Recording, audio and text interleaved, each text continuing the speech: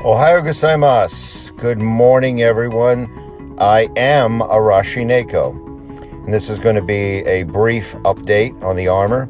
I'm going to show some pictures of details on the gauntlets, which I think they're kind of cool. I don't know how they would be for actually riding a motorcycle, but there are plastic armor elements to them and metal.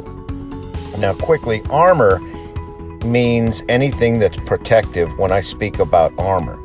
Obviously, not all of this outfit or this Mandalorian armor is going to be protective against bullets, and I couldn't even tell you what protection against a blaster would entail because we don't have them.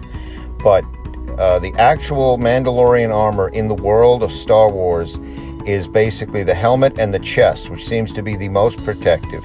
And I'm sure that the gauntlets and the pauldrons, things like that, were also pretty protective. But there's a large area on the Mandalorian's body that doesn't seem to be all that well protected at all. So with any kind of armor, and this goes for people and vehicles, you have to balance protection versus mobility. So stormtroopers were a bit clunky. They looked a little clumsy. They were armored all over, but their armor didn't seem to work all that well. The Mandalorians, they seem to have greater armor where it counted, but they also were depending on their speed and their fighting ability along with the armor. That's a standard thing that goes from now to our soldiers in the field to ancient times, where you protected your core, like your body and your head, the most, and everything else you protected as best you could while still maintaining mobility. I found some armored or some Mandalorian chest piece on Etsy. This is specifically for Boba Fett. I like the way it looks. What I'm going to do is I'm going to put level 3A protection underneath, which would protect the Mandalorian from a rifle shot at distance and any kind of handgun up close. It's very heavy protection, and it protects the core, just like the Mandalorian chest armor really protected the core very well. And so I'm going to be incorporating those two things together. I'm going to show you how I'm going to do that.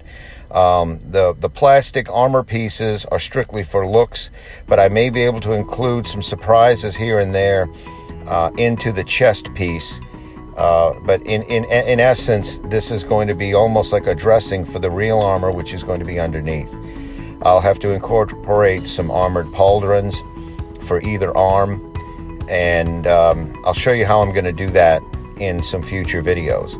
So, to review, just as the actual Mandalorian armor seemed to be in the world of science fiction fantasy, my armor is going to be very protective on the head and the chest, and there will be some ballistic protection, but there will also be padding, and there will also be protection on the arms and the legs and the joints, as you would expect in a suit that was supposed to protect you from falls and impacts and things like that.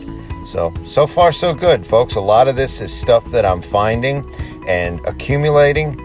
As I start to actually put this together, I will make more videos, and my final video, which is going to be the reveal and the test, I have a surprise.